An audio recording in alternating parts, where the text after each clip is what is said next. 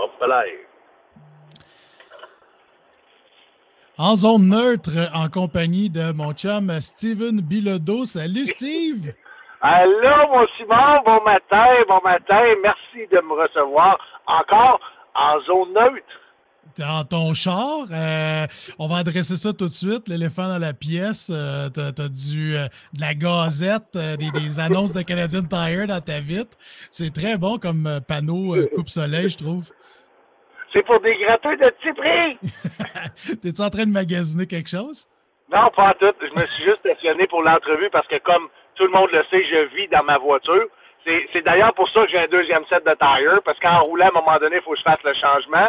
Et je me suis dit, je vais me couper de la lumière naturelle pour avoir un meilleur plan de caméra, juste pour toi, Simon. Content d'être là.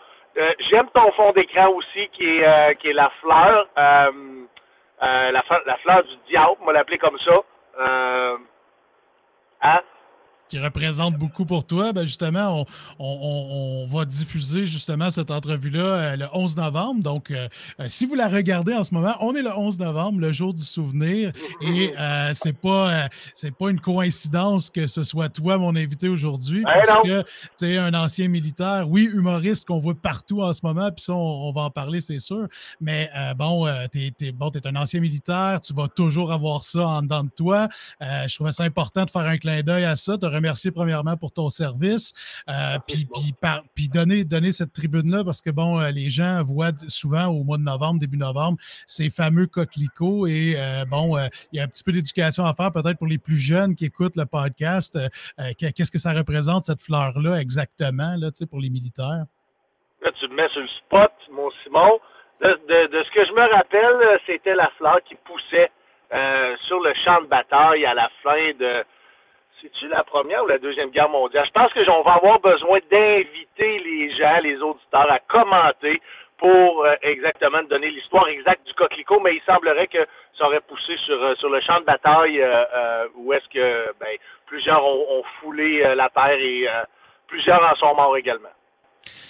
Oui, c'est ça. Les gens peuvent aller voir un peu. De toute façon, c'est plus le symbole qui est important, de se souvenir que on se souvient aujourd'hui, on se souvient justement du passé, des guerres qui ont sévi et des gens qui nous ont protégés ou qui sont allés au combat pour nous. Donc voilà, on souligne ça avec toi aujourd'hui, mon cher ami.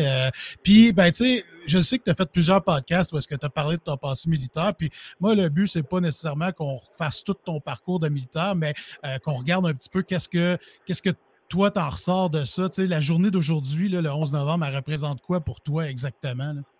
La journée du 11 novembre, dans ma vie, ça a souvent été difficile. Difficile à cause des émotions refoulées. Tu sais, souvent, je vais... il y a des choses dans le passé qui vont m'avoir touché dans le moment présent, mais des fois, tu te rends compte que la peine est démesurée par rapport à ce que tu peux vivre ou voir dans la vie de tous les jours, mais souvent, cette décharge émotive-là est poussée et supportée par beaucoup d'émotions refoulées.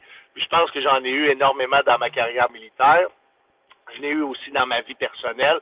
Donc, le jour du souvenir, c'est sûr que c'est une journée chargée en émotions, qui appartient pas juste à la journée, mais à ce que j'ai pu vivre de difficile dans ma vie, qui a été relayé aux oubliettes. Mais avec la psychothérapie, j'ai été en mesure de davantage me reconnecter avec mes émotions, qui fait en sorte qu'aujourd'hui, certains événements traumatiques peuvent avoir été désensibilisés au niveau émotionnel, mais ça reste quand même une journée qui est chargée en émotions.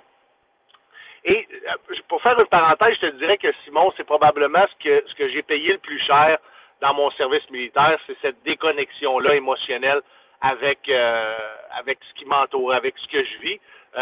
Pour bien entendu que les gens vont comprendre que cette déconnexion émotionnelle-là est souvent faite de façon inconsciente, c'est pour passer au travers des épreuves difficiles.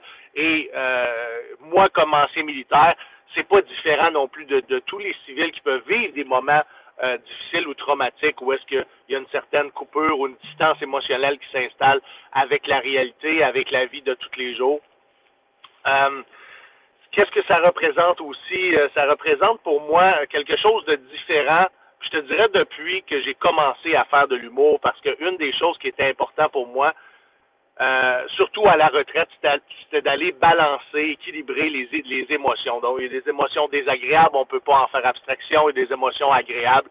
Et cette journée-là, pour moi, j'ai décidé maintenant d'en tirer une portion d'émotions agréables, entre autres en créant le show du souvenir, on peut en parler. Mais je veux toujours, le 11 novembre, monter sur les planches maintenant pour aller équilibrer cette journée-là qui peut être plus difficile là, en matinée, où est-ce qu'on le sait, là, à 11h11, ben, on prend une minute de silence pour se rappeler les hommes et les femmes qui ont combattu et ceux qui nous ont précédés.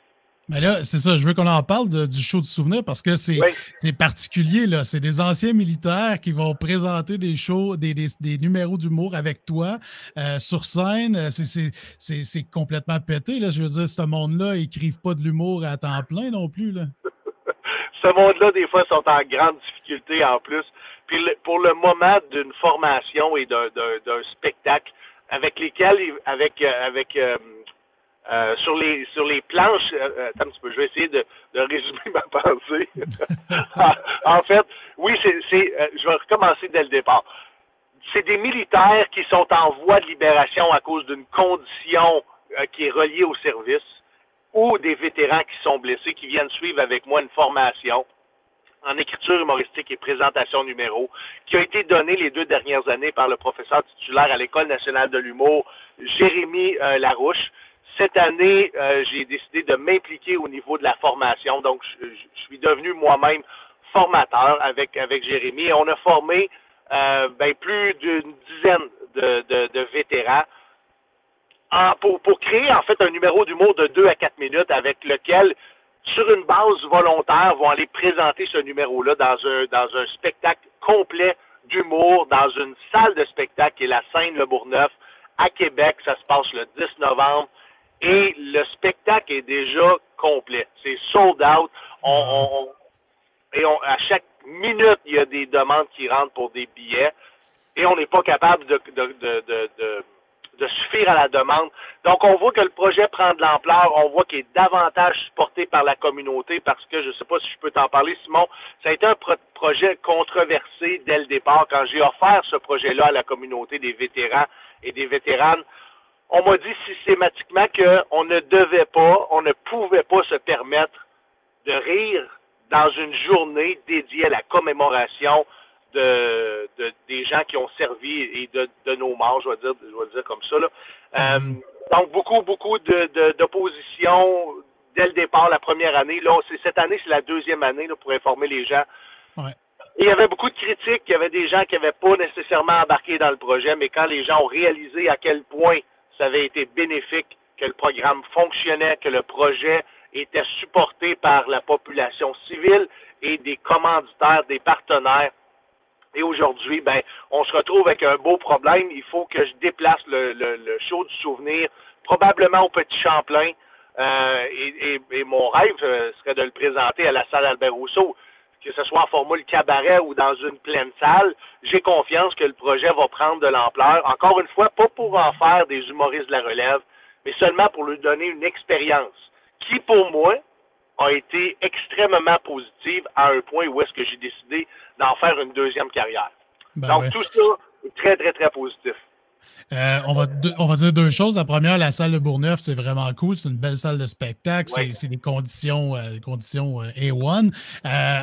Nous autres, on le sait, toi puis moi, écrire 2 à 4 minutes d'humour, ça peut sembler hyper facile, mais c'est pas facile. Pour du monde qui font pas ça de leur vie, comment c'est de leur enseigner? Tu dis c'est comme ta première expérience, si on veut, de mentorat ou d'écriture avec eux autres. Comment c'est de montrer ça?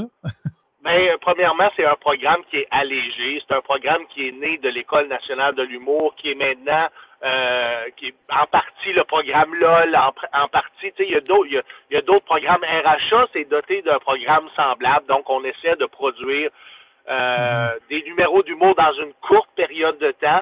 La difficulté avec les vétérans, en fait, c'est pas une difficulté, puis ça fait partie du programme aussi.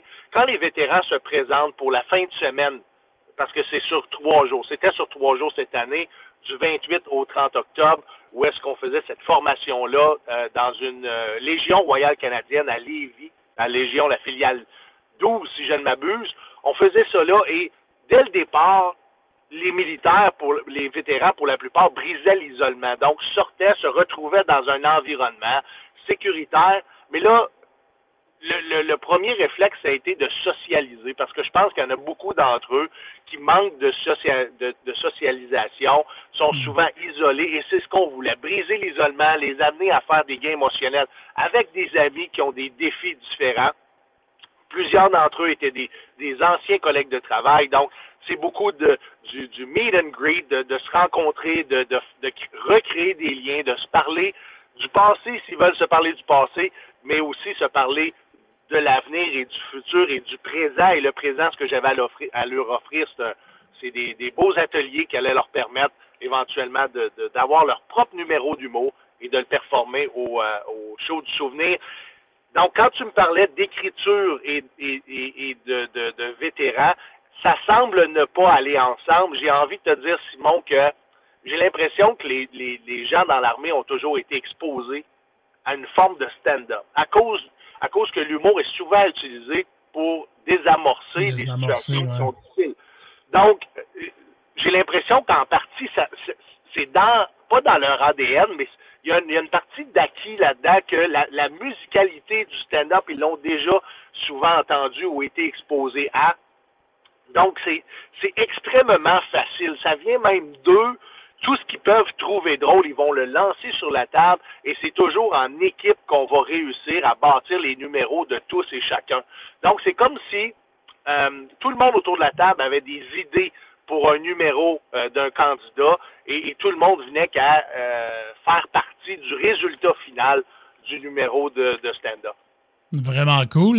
D'ailleurs, ça m'amène à parler d'un podcast auquel tu participes avec Sergent Steve.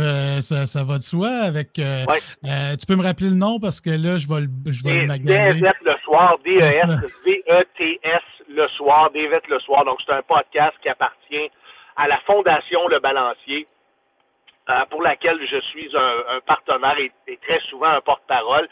C'est une fondation qui aide les militaires en voie de libération et les vétérans à retrouver les services et les soins. On a un podcast qui est un podcast d'information, c'est un podcast où est-ce qu'il y a de l'humour, c'est un podcast où est-ce qu'il y a de l'histoire militaire.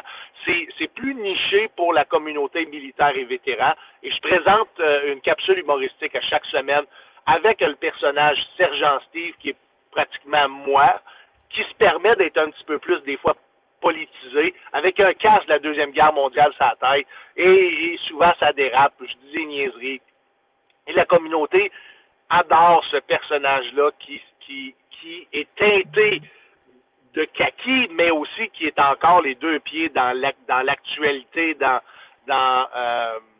le day-to-day, et je leur parle, on fait des blagues ensemble, puis souvent les gens me disent à quel point ce personnage-là leur fait du bien, parce que ce personnage-là se permet de dire des choses qui ne pourraient pas être dites des fois à la télévision. Tu sais, ça fait du bien d'être sur le web parce qu'on peut se permettre d'aller beaucoup plus loin et tout le monde comprend que Sergent Steve, c'est un contexte humoristique, donc personne ne se prend la tête avec ça. C'est ce que j'aime, c'est ce que les gens aiment, on se permet d'aller un petit peu plus loin, d'être un petit peu plus abrasif. Moi, ça me permet, Simon, je ne sais pas, je te l'ai déjà raconté, mais c'est c'est comme mon point de départ, moi, pour écrire un numéro, ces capsules humoristiques-là. C'est souvent une V1, ce qu'on appelle une première écriture d'un numéro. Je vais le présenter sur le podcast d'Évet le soir, puis après ça, je vais retravailler ce numéro-là durant la semaine pour en arriver à le produire à ma soirée d'humour, les Jeux du stand-up au Troquet, que j'ai fondé avec Julien Dionne il y a plus d'1 an aujourd'hui. Simon, on va parler de la semaine passée, tu me remplaçais à la chronique. Donc, tu connais très bien la soirée. Hier, tu remplaçais à la chronique. Tout le monde comprend que c'est pris à enregistrer ça. Mais ma tête aujourd'hui, le 11 novembre, et avec vous autres. Simon, tu es un habitué de la soirée. Tu sais à quel point on a du plaisir dans cette soirée-là. Juste avant la soirée, je présente aussi mon podcast qui s'appelle le Soundcheck Podcast, qui met en scène les invités de la soirée, les humoristes que tu as vus dans ta télévision, et on les passe en entrevue pour découvrir leur personnalité, leur parcours. et certains le sens du punch. Il y en a d'autres qui sont moins bons, par exemple. Le Soundcheck Podcast avec Mathieu Perriard qui fait toute une job à l'animation, à la production puis tout ça, donc il faut en parler quand même. C'est disponible sur YouTube. Sans Mathieu, je ne fais pas ce travail-là, c'est certain. Exact. Puis c'est ça, c'est disponible sur YouTube, c'est disponible sur Facebook, sur Gatineau.tv. Donc, pas de raison de manquer ça le jeudi, juste avant les jeudis stand-up au bar Le Troquet. D'ailleurs, les jeudis stand-up, c'est une belle réussite. C'est une belle soirée. Comme tu as dit, j'ai l'occasion d'y participer à l'occasion, puis tout ça. Toujours un fun fou d'aller voir la gang au Troquet parce que, bon, c'est un beau public, du beau staff, du staff le fun. C'est une belle soirée que vous avez bâtie, toi puis Julien. La boisson n'est pas chère. On est commandité par Sapporo. Écoute, 5$ la pinte, pour vrai, là. Où tu vas aujourd'hui pour payer 5$ la pinte de bière? C'est malade quand tu y penses. Le Troquet, c'est un comédie club. On ne le dira jamais assez, c'est un comédie club. Tous les humoristes convergent vers là. Si tu n'es pas à la salle Odyssée à vendre 900 billets, ben tu es au Troquet pour venir faire ton rodage de ton spectacle que tu vas présenter à la salle Odyssée. Je trouve ça fantastique. Pour les gens qui veulent suivre nos réseaux sociaux, les jeudis stand-up au Troquet sur Facebook, les jeudis stand-up Gatineau sur Instagram, le Soundcheck Podcast sur Instagram et sur Facebook. Mais abonnez-vous à la chaîne YouTube. Simon, je l'ai jamais dit sur ton podcast, mais dès que j'arrive à 1000 abonnés sur la chaîne YouTube, le Soundcheck Podcast, je prends 1000 $ de mon argent cash et je le donne à un des auditeurs, à un des abonnés, puis on va faire ça dans les règles de l'art. Il n'y a pas personne qui va avoir de favoritisme. On va faire tirer 1000 $ parmi ces 1000 premiers abonnés-là. Nice, ben on invite tout le monde à s'abonner. C'est un bon truc parce que t'as beau avoir le meilleur podcast possible, YouTube, ça reste pas facile à aller chercher des abonnés. Donc, très bonne idée. Puis, j'invite tout le monde à aller s'abonner parce que c'est bon, c'est live en plus. Vous pouvez suivre ça, commenter, voir qui va avoir le soir. Puis, si tu n'as pas acheté tes billets rendus au podcast et que tu n'habites pas loin, ben regarde, c'est le temps d'y aller. Quoique, pas tout le temps des billets disponibles, on va se le dire, là, la vente va pas C'est souvent sold out. C'est ça qui est la magie de cette soirée-là. Les gens réalisent à quel point c'est une soirée qui est easy going, c'est relax, il n'y a pas de stress, on est là, on mange en même temps. On n'empêche même pas le monde d'être sur le téléphone, on lui demande juste d'être respectueux, puis que la lumière ne fasse pas face au stage, qu'il n'y ait pas de sonnerie. Mais ce que je voulais dire, Simon, c'est que le Soundcheck Podcast est très, très, très populaire à un point où est-ce que cette année, j'ai inscrit le podcast en candidature au Gala des Oliviers dans la catégorie podcast de l'année sans script. On a énormément d'heures d'écoute, mais malheureusement, aujourd'hui, ça se traduit plus en abonnement sur la chaîne YouTube. Donc, c'est pour ça le 1000 $. C'est pour favoriser les gens à venir s'abonner parce qu'aujourd'hui, on le sait, les artistes sont engagés basés sur leur reach, leurs abonnés, leurs followers. Donc, si vous voulez nous donner un coup de main, me donner un coup de main, allez vous abonner à mes réseaux sociaux. Et merci beaucoup, Simon, aujourd'hui, de me donner encore la chance de me faire rayonner dans la région. Puis, sur ton podcast, c'est très, très, très apprécié. Ça, c'est le podcast. Ça, c'est la soirée d'humour. Mais tu as quand même l'heure de la retraite à sonner qui se promène partout au Québec en ce moment. C'est cool, ça roule, t'es partout. C'est un excellent spectacle, by the way. J'ai eu la chance de faire la première partie de ce spectacle-là au mois d'avril à Papineauville. Et je dois te dire que je t'ai trouvé vraiment bon. Je te trouve toujours bon, d'ailleurs. Mais bon, là, t'es parti partout avec ça. Conte-nous ça.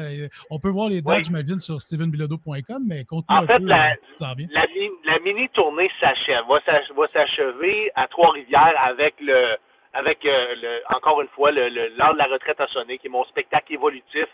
La tournée, la mini-tournée, on va s'entendre, j'ai pas 300 dates, ça s'arrête le 11 novembre au Café Nord-Ouest, avec nos amis du Café Nord-Ouest, Jason Boyd, Maud Deschuraux, et je présente l'heure de la retraite à sonner à 8 heures. Il reste quelques billets, c'est à 10 $.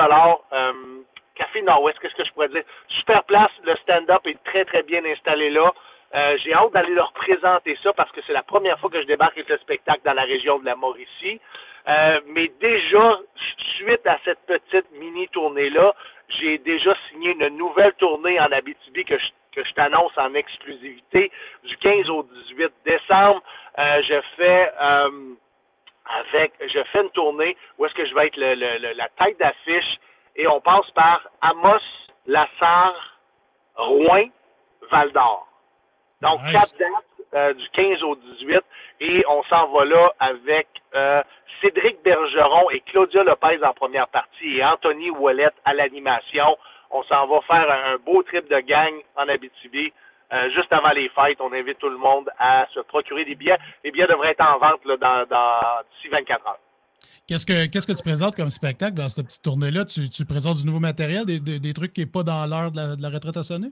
Je vais aller... Non, parce que l'heure de la retraite à sonner est un spectacle évolutif. Donc, tout ce qui est... C'est plus d'actualité, c'est plus pertinent, ce que j'aime plus performer devant les gens, je le tasse et je rentre du nouveau matériel et à chaque production, je fais une nouvelle mise en scène et souvent, tu vas avoir, là, je sais pas moi, un 10% de nouveau matériel. Donc, ce spectacle-là bouge beaucoup, beaucoup, beaucoup.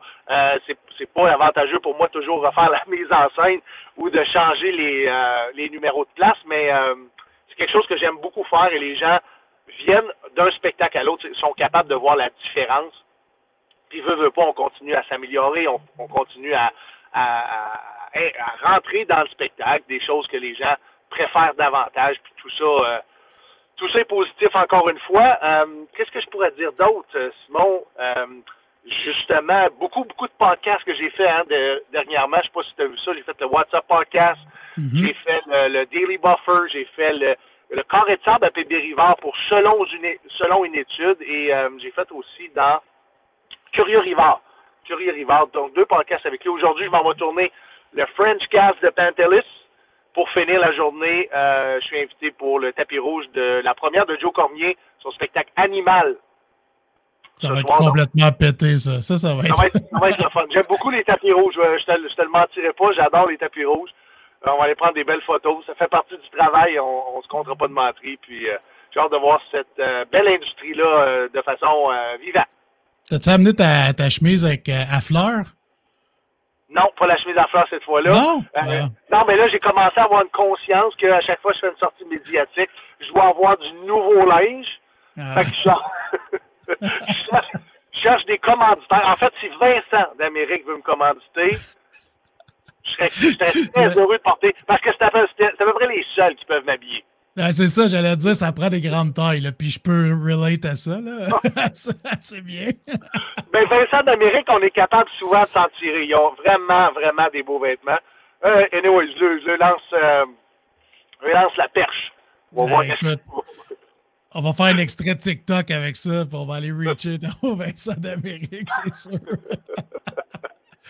Je sais un peu c'est quoi la réponse, mais qu'est-ce qui te fait triper autant de faire de l'humour? Comme je sais que ton passé est particulier, tu as un parcours atypique, on l'a fait cet été ensemble dans le parcours, on a jasé de comment tu es arrivé à faire de l'humour aujourd'hui, mais qu'est-ce qui te fait encore triper le plus là, de faire des soirées puis d'être toujours parti comme ça sur des soirées? Le monde me font triper. J'ai l'impression, en plus, que le monde, étant donné qu'on a été confinés pendant pratiquement 2 ans, j'ai l'impression que le monde veut vivre plus que jamais. Ils veulent avoir du fun, ils veulent triper. J'aime le monde, j'aime aller à la rencontre des gens, que ce soit avant ou après le spectacle. J'aime ça connaître leur histoire. J'aime ça en apprendre sur qui aime le produit que je fais, qui suit le podcast. Je suis vraiment, vraiment intéressé avec les gens. J'étais un gars d'équipe, moi. J'ai fait du sport d'équipe toute ma vie. L'armée, ça a été une grosse famille, une grosse équipe. J'ai toujours vibré au son d'une gang. Donc, ce que je retrouve à chaque fois que je monte sur scène, ben, je retrouve ma gang, je retrouve mon monde, je retrouve cet esprit-là de cohésion envers un art qui est absolument fantastique. Écoute, faire rire des gens, là, donner du positif aux gens, ça nourrit pas à peu près. Pas à peu près. C'est ce que je vais chercher, en plus de me nourrir moi-même avec des grosses émotions positives, ce qui fait que quand tu vis des grandes charges émotionnelles comme ça, puis tu vis de l'adrénaline, tu vois, tu peux pas faire autrement que de te sentir vivant, là. Et c'est ce qui m'arrive. Il y a un procédé chimique qui se passe là-dedans, puis qui fait qui dit, continue de faire ça, le gros hostie, t'es à la bonne place. Effectivement, on peut témoigner les deux. On a du fun quand on se rencontre, Ah. que ce soit dans la loge ou qu'on soit en show Des fois, on a ensemble. plus de fun même dans la loge. Ouais, ben ça c'est à cause de nos grandes gueules, je pense. Mais moi et toi, on Ouais, écrit souvent tout seul, hein, right? Chacun de notre côté. Mais quand on ouais. se rencontre, on a la chance de brainstormer, on a la chance d'échanger, on a la chance de se donner notre avis aussi, puis un angle différent peut-être sur comment on apporte les choses. Puis ça, écoute, c'est très productif en humour. Ouais, puis c'est pas toujours automatique de pouvoir échanger sur justement les numéros des autres. Tu sais, des fois, c'est pas bien vu dans les loges, des trucs comme ça, mais nous autres, Ouais. on connecte assez bien de ce côté-là. D'ailleurs, on a un numéro de cuichette à écrire qu'on n'a pas encore fait. Et c'est ça, Oui. on tease le monde. On tease le monde. Mais on a commencé à écrire certains jets. On a Tout le monde connaît la cuichette, là, c'est pour sauver du temps, là, c'est la cuillère avec ben, je peux pas dire des dents, c'est long de même. C'est pas des rayures, des rainures, on va dire des tu peux rainures. pas manger du spag avec ça, là, tu sais, va falloir que tu le coupes pareil, avec tes deux cuichettes, comme ça. Mais à venir, ce numéro-là va exister un jour, donc soyez à l'affût, comme on dit. Bon, comment ça va ton djradio.ca, étant donné que tu recommences en zone neutre, tu vas-tu être capable de mettre tous ces projets-là en même temps? Ben oui, j'essaye. En tout cas, la radio, ça va bien parce que c'est préenregistré. Les podcasts, j'ai recommencé, mais contrairement à ce que je faisais avant, qui était du live toujours, là, il va y avoir certains podcasts qui vont être live, mais la plupart vont être préenregistrés, donc ça me permet de choisir un peu mon horaire, tout ça. Ouais. Mais merci de mettre de l'avant mes projets. D'ailleurs, ça représente assez bien ta personnalité. Même sur le podcast des autres, tu plugues les affaires des autres. Ah, qu'est-ce que tu nous as fait hier comme numéro? J'étais pas là, j'étais absent. Écoute, j'ai parlé de Tupperware. Ah oui? Ouais, je vais parler de j'ai parlé de Tupperware. Oui. Tupperware qui semble se diriger vers la faillite, malgré le fait que, bon, c'est une multinationale incroyable et que tout le monde a des Tupperware dans leur tiroir ou dans leurs armoires. Et c'était voué à l'échec, Tupperware, on va se le dire. Attends, parce que... moi j'ai une hypothèse. Est-ce que Tupperware est après mourir parce que là, les restaurants livrent à grandeur du Québec et du Canada et tous ces contenants de plastique-là qui ont été achetés avec le repas, maintenant remplacent le maudit Tupperware. Je pense qu'il est là le problème. Soit ça, ou les gens se sont rendus compte qu'une sauce à spaghetti se garde très bien dans un plat du Dollarama aussi. Fait que mais lui, il n'est pas garanti à vie.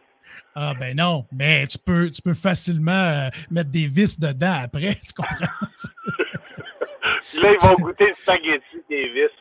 C'est pas grave, le mur n'a pas de papier gustatif quand tu rentres la vis dedans, tu comprends? Non, mais moi qui liche le Duproc, oui. Ben là, ça, tu vois, on est ailleurs, là, dans un autre problème. Hey, écoute, mon vieux, t'es bien fin. On peut-tu dire aux gens que on est après travailler un festival d'humour de la relève à Gatineau? On peut dire ça? Ouais, go for it. C'est que pour l'instant, il n'y a rien de sorti, on n'a pas fait de sortie médiatique, mais on est après travailler fort sur un nouveau festival d'humour de la relève à Gatineau. Le festival d'humour de Gatineau est avec nous, donc on va devenir leur petit frère par la bande. Ça devrait se passer la première fin de semaine de juin. Il reste encore quelques détails à confirmer, quelques contrats signés. Et il semblerait qu'on s'en va vers ça. On s'en va vers ça pour 2023. Je suis excité. Un autre gros projet, mais cette fois-là, je vais être très bien entouré de tous les humoristes de la région, de beaucoup de producteurs de la région. Peut-être même que Evenco serait tenté de se joindre au projet. On va être en discussion avec le groupe, parce que comme vous le savez, c'est eux qui produisent le festival d'humour de Gatineau. Donc, on est après à essayer d'offrir le meilleur plan d'affaires possible pour que tout le monde soit on board puis qu'on sorte un produit sur 3 jours qui est très, très, très intéressant pour la première édition. Et un genre de ZooFest? Un genre de ZooFest? Oui, un genre de ZooFest. Oui, on peut dire ça comme ça. Ça sera pas...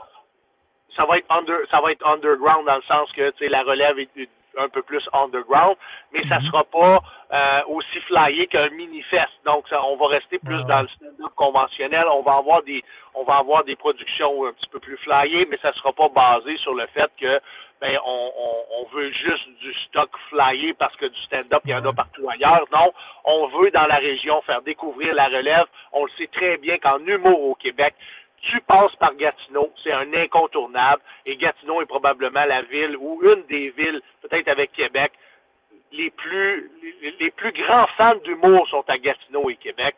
On est un incontournable. La scène se développe à une vitesse folle. On a des belles soirées. On a des bons humoristes. Et nos humoristes, de plus en plus, se démarquent partout au Québec.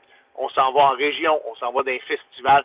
Et j'ai hâte aussi qu'on se fasse découvrir davantage. Parce que oui, quand on sort de la région, on s'en va performer ailleurs, on va se faire davantage découvrir, mais pas autant que si on avait une pleine scène juste pour nous et qu'on s'implique au niveau des productions puis du contenu de chacun des spectacles qui va être produit.